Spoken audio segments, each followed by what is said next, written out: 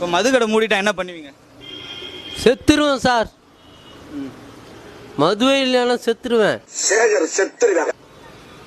மது ரத்தாத உட்காந்து எடுக்கிறேன்.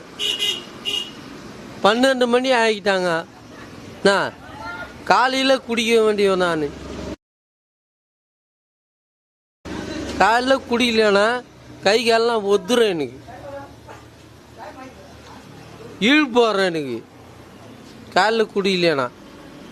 இவ்வளோ காலையில் வந்து உக்காந்துருக்கீங்களே, வேலை வெட்டி எதுவும் போலியா? இல்லை சார், கால் வரல சார்.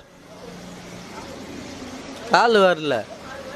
இப்போ கடைகளே மூட்டாங்களா, என்ன பண்ணுவீங்க? தூக்கு மாண்டி சாவ போகிற ஆள் தான்.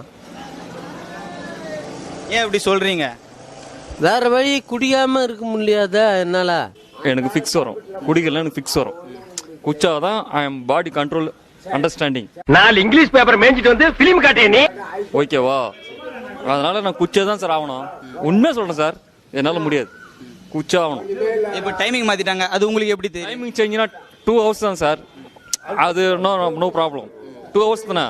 I am waiting. ஏ மண்டையா, இனிமே நீ இங்கிலீஷ் பேசுன ஒரே அப்புல உன்னை மகாஜி பண்ணிடுவேன். இப்போ என்னோட கொஸ்டின் என்னன்னா, சுத்தமா இல்லை, பூரண மதுவிலக்கு அமல்படுத்திட்டாங்க, என்ன பண்ணுவீங்க? இந்த இடம் தான் தெரியல ஆளாடும். மனசை தேட்டிக்கங்க, பயந்துறாதீங்க. நான் பயப்படல, நீ தைரியமா சொல்லு. Going to God.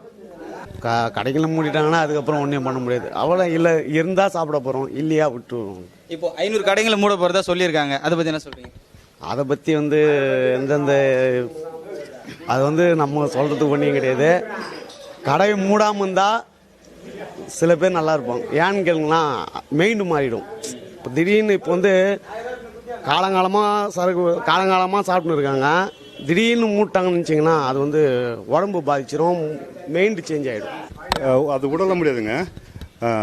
பாண்டிச்சேரி இப்போ ஒரு 10 நாளைக்கு ஒரு ட்ரிப் பாண்டிச்சேரிக்கு போயிட்டு அது கம்மி ரேட்டில் குடிச்சிட்டு அண்ணே, நீங்க பெரிய ஆளுண்ணே. சரி, இப்போ அந்த டைமிங் 10லேருந்து 12 மணி ஆகிட்டாங்க, அதை பற்றி என்ன நினைக்கிறீங்க? அதை பற்றி ஒரு தப்பே இல்லை. அது இன்னும் 30 ரூபா எக்ஸ்ட்ரா போட்டால் சாருக்கு அவ்வளோதான்.